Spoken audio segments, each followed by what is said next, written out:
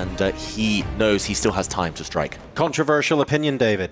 He needs to not forget that last game. He needs to not forget set one, because he keeps getting into these positions where he is so under time pressure. He can't afford for that to happen indefinitely. He tried the opening switch up. It worked to an extent. He was doing very well in that last game until maybe move 25 or so. So he's taken some steps in the right direction, but we need more. Another controversial opinion. The one game that Alireza won was Magnus's to give away. That was a one-move blunder that happened. Even in that one, Alireza really down on the clock. He finished it flawlessly. You know, regardless of that, it was incredible to watch the speed and the precision that he brought onto that one. But again, it came down to that one-move blunder. Turn the flip around. Every game that Magnus has won or has drawn, he has been on that driver's seat. He's been on the front foot, putting the pressure from the start until the end. That is true. And taking inspiration from previous games is a key trait for any chess player. You need to learn from your mistakes.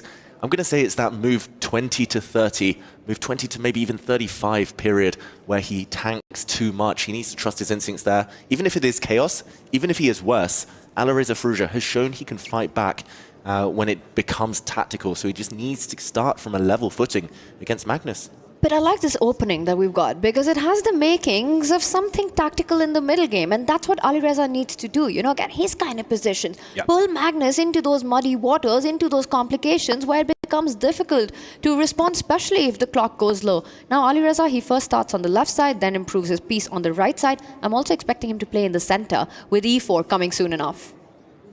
Meanwhile, Magnus Carlsen with black, he's not willing to rest on his laurels and just kind of consolidate after winning the previous game. This is very ambitious from both sides. White has a slightly further advanced pawn on d5, but black has the connect 4 with a beautiful pawn chain from e7 to b4. And the black knight coming out to the edge of the board. I wonder what the strategies are. It's a bit of an odd kind of piece configuration, I'm going to say, from Alireza. Rarely in this type of structure do you see a double fianchetto from the white bishops. And we've got some rather interesting pawns already on a5 and d5 without additional central support just yet, although e4 can be played. It's really quite aggressive in terms of space grabbing out of the opening here from white. It's interesting. Space monster Alireza Firouzja pushing those pawns forward, but with great space comes great responsibility. I'm sure that's what the quote was. That's exactly the quote. I believe Spider-Man dropped that line, but yeah, you need to back up pawn pushers by controlling space with your pieces. For now, he's behind in development, needs to get his king castled, needs to develop his queenside knight. And early days here, but down on time already. And that's the thing, right? This is not that critical moment where you spend 2 minutes. This has been the surprise of the match so far, just Alireza's pace early on in the game. There are options in this position. You know, you could go shock castle, maybe you could push the H-pawn, maybe you could get your queen out and then think about going E4. But whatever you decide, play it fast. This is not the moment you go down by 2 minutes on the clock. I'm looking at this, and honestly, the only words that are going through my head right now is not again. I'm so afraid for Firouzja here, based on what we have seen so far in this entire grand final match. I don't know how much of this he can afford to do. This is really quite scary now. Yeah, he plays for France these days, Firouzja. It's déjà vu. Happening again on the clock. He develops his knight given a question mark. I think 99% of humans would have actually castled their king there. But the fact that he did pause for what was a minute and a half refusing to castle shows he's got other plans in mind. A bit of a mysterious one. And look at this. Magnus is the one gaining space this time, kicking away the white knight in order to win a pawn. Magnus is taking in the center. D5 is about to drop. That's, yeah, a little bit mysterious given that was a minute and a half. Magnus? Like, hang on a second. We're just going, let's grab a two-mover. This is not a blunder by Firouzja. This is what he wants. He's trying to create an imbalance where he trades off the bishop. Magnus's g5 pawn will become a target. He finds a nice spot for his knight to jump into. The bishop on g2, pinning that black knight on d5. Okay. Yes, I see the evaluation bar. It says it's horrible for black, but for white even. For practically here for Alireza, I think this is the kind of position he's aiming for. I don't think he missed g5. But a postscript to that, Tanya. When Magnus has 9 minutes to figure out how to get out of this, that's really different to when they have 2 minutes or less. And I'm really worried that Magnus will find a way just because it's so early in the game and he has so much time left. That's the big point here, right? You flip the script on that clock, Magnus down to 6.5, Alireza at 8.5, and you'd be saying this is great. But look at that, he's still going aggressive. He is going for the attack now, trying to open up the H line, access denied. Cool, so what we're saying here is ignore the evaluation bar for now. It's very much a strategic pawn sacrifice to see if we can wrangle something out of the middle game here. Yeah, I think in the back of his mind, Alireza, maybe even at the front of his mind, he knows that this is not sound. It's what we call a dubious sacrifice. But sometimes in chess, these types of gambits, they do pay off. It's all about the mindset, all about trying to unsettle your opponents. And Magnus, these days, the Magnus iteration of 2025 prefers to sacrifice pawns rather than take pawns. So I do understand his mindset here, Firouzja, but the White King about to castle, he still needs some real action. Not too many pieces can go towards the Black King for now. That's the big issue. And again, the clock just compounding that. And that's a fantastic move by Magnus, you know, G4, just making sure that no open lines, open diagonals, weaknesses are given, and just keeping everything under control. Not a single pawn trade, which means not a single file allowed for the rook into an attack. Look at the body language, look at the facial expression, look at the clock. I feel like G4 here at the end of this continuation might be what Firouzja missed. Possible. Or at least underestimated. Maybe he just assumed he could blow open the king side there, go for the Black King. Yeah, because if the rook was still on A8, for example, a knight jumping into F4 creates all sorts of fun problems. You can see that with one more tempo, White creates all sorts of issues for Black. But will that ever come? Because Magnus is one move away from creating issues of his own, right? Knight coming on to C3, the central pawn, he's up one, start moving up the board, kicking out Firouzja's pieces, that knight on C4. Right. And it might be Alireza on the defense and down a pawn. It's coming. The Black Knight forced into the square it wanted to use anyway. It's a very committal decision from Firouzja, but there we go. It's that knight F4 move you mentioned. The knight is coming towards the Black King, maybe threatening a check on H5. Can Magnus deal with that?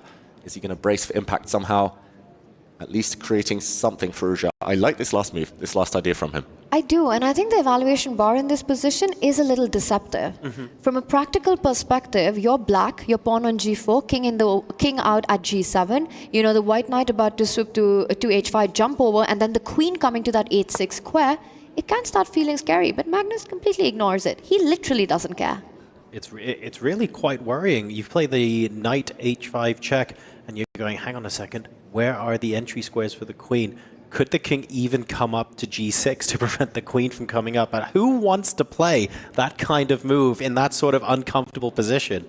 Definitely far from over this, and the eval bar does not tell even a quarter of the story here. The degree of discomfort in the black camp right now is immense. Yeah, in the meantime, Firouzja continues to think, continues to tank. He needs to get his rooks into the action. Without the rooks, you might not attack. White's bishop is never really joining in, blocked by its own pawn. And Magnus has a total clamp over the dart squares. So strategically, black is just winning. Pawn up and the bind. Firouzja needs to deliver checkmate if he's going to save this game. What's the wild idea then? Like, are we talking like queen up to D3, king D2 to bring the other rook across? Like, what's the wild, weird anti-positional idea that actually gives us a reasonable chance here? That's the $250,000 question, right? Well, yeah. The 1,000-point question. And right now, the white knight jumping into the center. I still feel Firouzja's king is going to castle on the king side. Maybe he'll push the f-pawn to open up lines for the rook a bit later on. But still takes a while. And in the meantime, Magnus has a few moves. Will he develop black's bishop?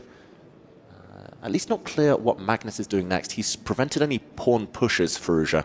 So Magnus reduced to piece play. And not easy to bring out the black queen either. And I like this move by Alireza because it stops Magnus from getting his knight to the center of the board. Knight d4, not allowed anymore. Knight takes knight would win a pawn.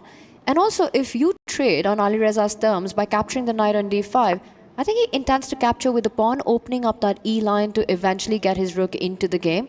So Magnus just keeping the tension there, pushes that E pawn forward.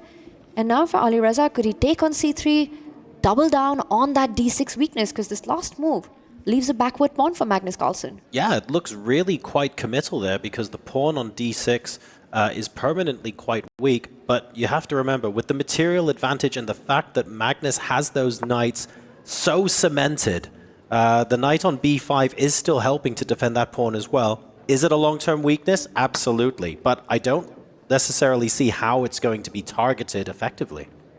And Magnus is going to shut the door. He's going to shut the d-file by planting the black knight in the center of the board. So it's going to be very difficult to get at that backward pawn. I agree, long-term weakness. The problem is here, white's knight looks nice, but can be removed by bishop. Black's knight cannot be removed at all, and a shake of the head there from Firouzja. It's going to be very difficult now to break out and get any attack going. The white pieces have been forced into reverse gear. You mentioned earlier on, David, what, moves 20 to 35 are going to be critical? Well, let's have a quick glance at the clock. Let's check in with what the situation is. It's not as bad as it has been at some points in this match, but 6.5 minutes plays 3. I don't think anyone can realistically argue that's good either. Especially with no open lines on the board, especially if you're Alireza down a pawn, down a set in this match, you want about 7-8 minutes on the clock. You want to be the one ahead on it right now. Magnus, meanwhile, he's striking at the other pawn. He says, one's not enough, I'm coming for the one on a5 as well. Yep, Magnus wants to take on a5. In the meantime, Firouzja is hitting the g4 pawn. That's Magnus's only real weakness. If you defend it with a fellow pawn, I think Firouzja's intention is to blow the king side. He needs ways in towards the black king. Pawn to f3 is very likely on the agenda next, but Magnus will be looking to try and deal with that. Well, h5 would then leave a weakness on that square once trades happen after f3. Will Magnus go on the defense with his queen, or will he capture on a5? And I think if he does that, if you trade the a-pawn for the g-pawn, then it gets really complicated because your king on g7 is suddenly under fire. Firouzja. Nice. And he does take the a5 pawn, so allowing some counterplay, Magnus Carlsen. I think this is going to be a real exciting moment for Firouzja. At least he needs to just be taking on g4 immediately. Why else would you put your queen on d1? Why is he pausing? Take that pawn off the board. Suddenly white has access to some squares. There we go. It's a one pawn advantage still for Magnus Carlsen, but suddenly you could imagine the black king coming under some fire.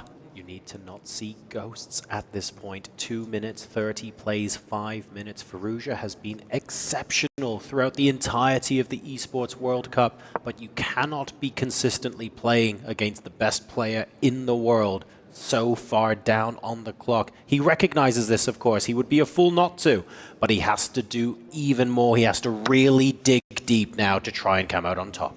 All right, but we're going to see some forcing moves, so hopefully he will play faster. And look at that. Magnus plays an unexpected move, and Firouzja, ready with his response, comes back with the knight. Bishop takes pawn, hits that rook. Will we see some simplification? Magnus Carlsen would be very happy with that. That knight on d4, far better than Firouzja's bishop on g2. If knight takes bishop, queen takes knight was to happen.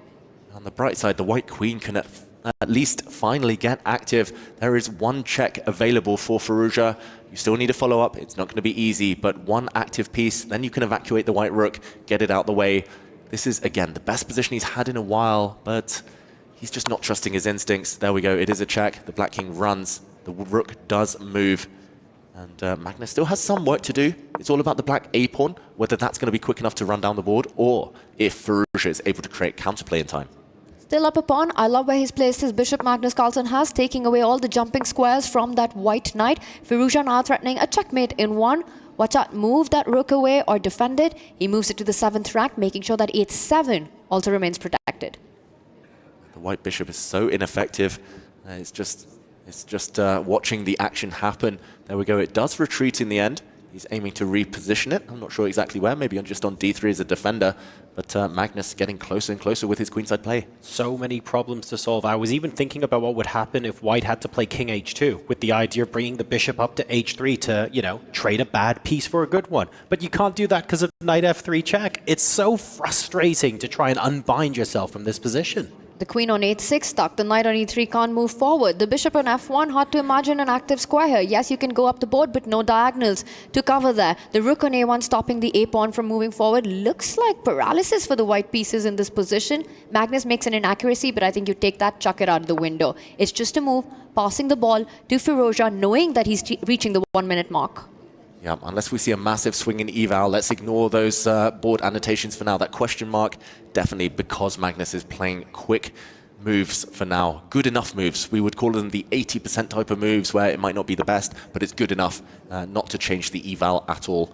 And he's only going to wait until Firouzja's down to that 30-second mark again before changing the pace. The black rook retreating again, not creating any damage. He's just passing the ball back to Firouzja, and the red appears. It's bullet time. It's bullet time, and Magnus has an idea. That rook could transfer itself to that left flank behind the a-pawn and start pushing it, which is why Firouzja was forced to bring back the queen, attacking that f6 pawn. Magnus does not repeat this. He's not going to bring his rook back. Whoa, he's sacrificing the f6 pawn. He knows he can get the queens off the board. Next move, Magnus Carlsen, he's going to swing the black queen across to g7 in front of his own king. He's going to go for the trade. And Firouzja, if the queens disappear, it's all about the black a-pawn. 40 seconds, though. He needs to decide. Queen's off the board or on the board. Just make a move. But how do you decide? Both are equally bad. Also, you've got no time. Alireza Firouzja frozen with no good options on the board. He jumps in with a knight. Magnus, he can trade. And look at Alireza. It's almost like he's giving up. Looks so frustrated. I've never seen him look this helpless, Alireza, on the camera. He can give a check with his bishop. He drops his queen and he drops his queen, Alireza Firouzja. It's a simple knight fork to end that game. The writing was on the wall anyway, but Magnus Carlsen takes the win. He's so close now.